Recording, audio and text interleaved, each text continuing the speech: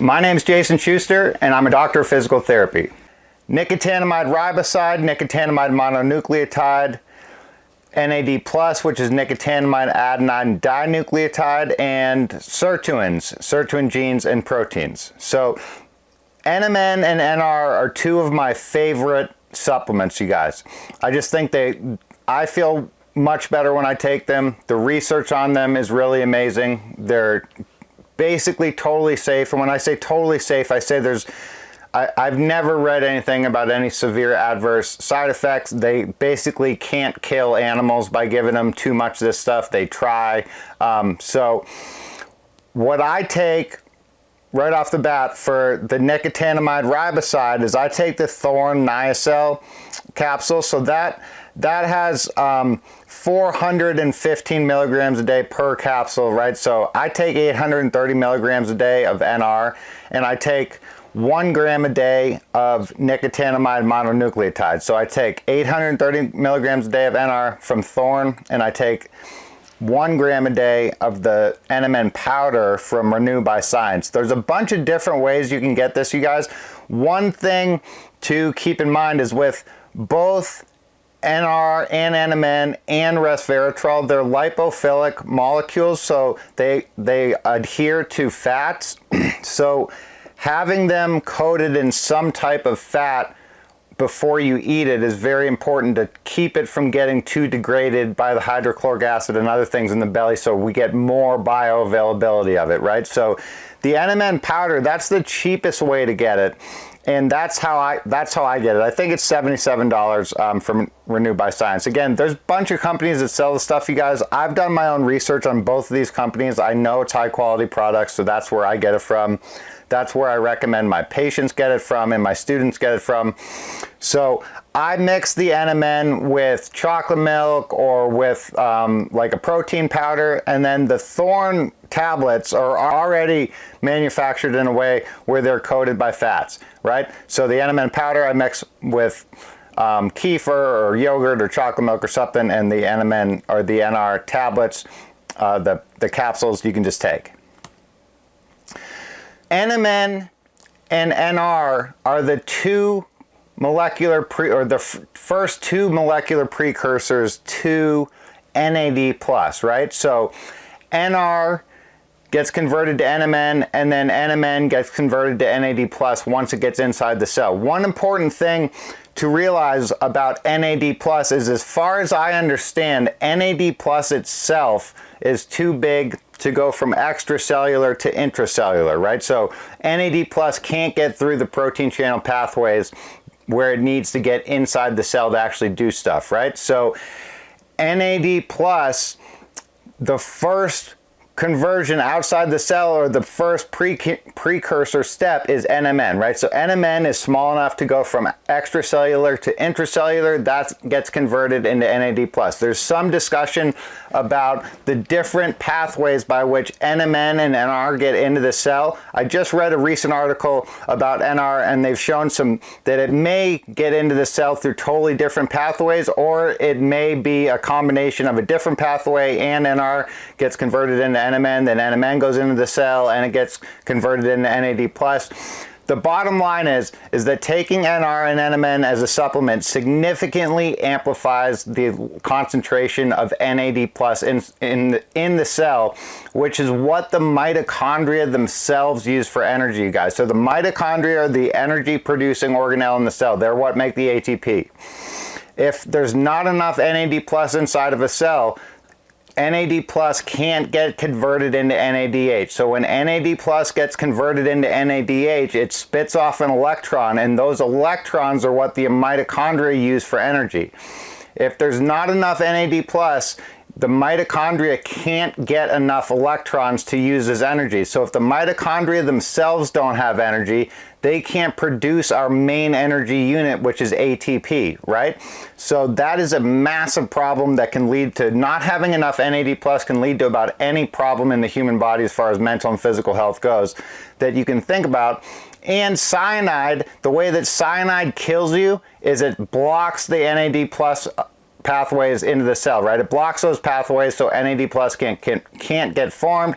The mitochondria run out of energy, the cell runs out of energy, we run out of energy, and you die, right?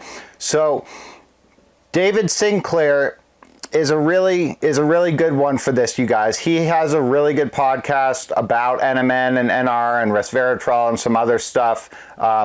He's a Harvard researcher, PhD researcher. I highly recommend his podcast. And I believe I have a couple of the articles listed in here he contributed to, right? So David Sinclair, he's one of probably the main person that I know of, at least, that has made NMN such a popular supplement, NMN and NR. And he's done a lot of personal research on it himself in his lab at Harvard. There's really a lot of mouse studies looking at NMN improving telomere length, improving lifespan, improving health span, reducing the risk of cardiovascular disease, just reducing overall impairment and improving health and longevity, because it's working on a base level of it's giving mitochondria more energy is the simplest way to think about it. And NMN, you guys, is a totally natural substance, right? It's a vitamin B derivative. It's in every single cell in our body.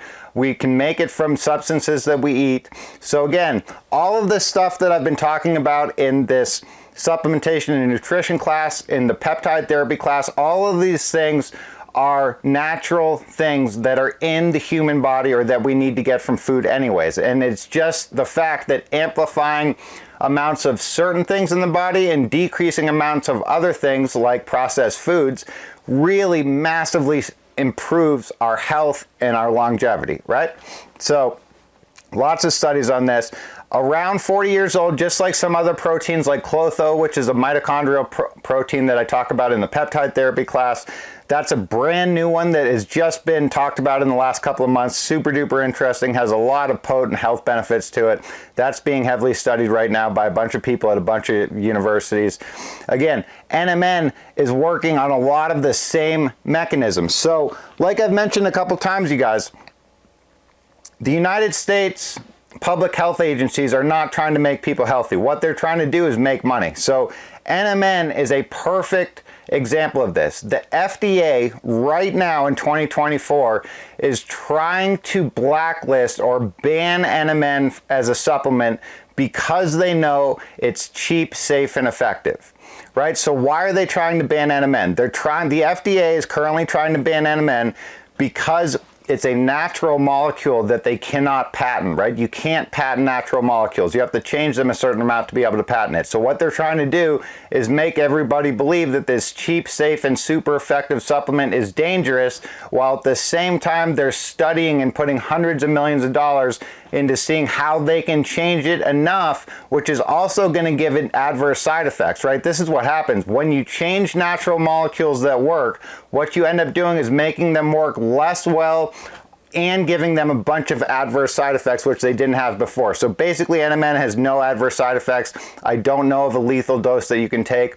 In the animal studies, they give up to 1 gram per kilogram of body weight. This is another important thing to realize. The animal studies that they extrapolate to humans, a lot of the times they're not giving the same dose ratios as far as body weight goes for some reason. It doesn't even seem like you should do those studies because it's not really meaningful. But for NMN studies, they give up to 1 gram per kilogram of body weight. So if you were like 80 kilograms, right, that would be 80 grams of NMN a day, which would cost you about $70 a day. So that would be pretty expensive. So for humans, the max dose that they typically study with humans is only 1 gram per day, even if you're a 200-pound person. So it's way, way less concentration that they give to mice, and they still don't see any serious adverse side effects in mice. I've never read about any in humans. The only thing that happens to me, you guys, and I've messed around with taking a bunch of grams in one day, is it just makes me like super kind of energized and a little bit fidgety and stuff like that. So if you've taken niacin, niacin is another derivative of NMN, right? And niacin is another B vitamin. But niacin needs to get converted so many times to get to NAD plus that very, very little of it becomes bioavailable NAD plus, right? NMN is the first molecular precursor to NAD plus. So that requires the least amount of energy from your body to get more NAD plus, which is something that I think about all the time. What form of stuff can we put in our body that requires the least amount of energy to make it bioavailable? So methylated vitamins would basically require no energy, right? Just a tiny, tiny amount. They don't have to convert methylated vitamins into a usable form. They're already in a usable form. NAD plus itself, as far as I understand, is too big of a molecule to get from extracellular to intracellular. So the next best thing we can do is take the first molecular precursor to NAD+, which is nicotinamide mononucleotide, right? It helps stimulate the amount of the sirtuin genes that are activated, and this is the sirtuin gene set of sirtuin 1 through 7. Some of them are mitochondrial, some of them are in the cytoplasm, some of them are in the nucleus. That's all spoken about heavily in the epigenetics and epigenome class. Very, very important class. But we'll talk about them briefly here too, right? So NMN and NR, both things that lead to NAD plus increases, both lengthen telomeres. They improve telomere function and length, which protects our DNA from damage. It improves the health of our DNA. It improves the way that our certain DNA sequences are expressed or what genes are expressed. It's really, really helpful overall. So David Sinclair has shown that about 2 weeks after taking half a gram of NMN per day, human beings show significantly elevated levels of NAD+. That to me is enough to say that it's a very, very good supplement because it does not seem to have any negative side effects. Again, I take all this stuff. I've never noticed any negative side effects, and I noticed some really significant positive side effects that I'll tell you guys about in a second.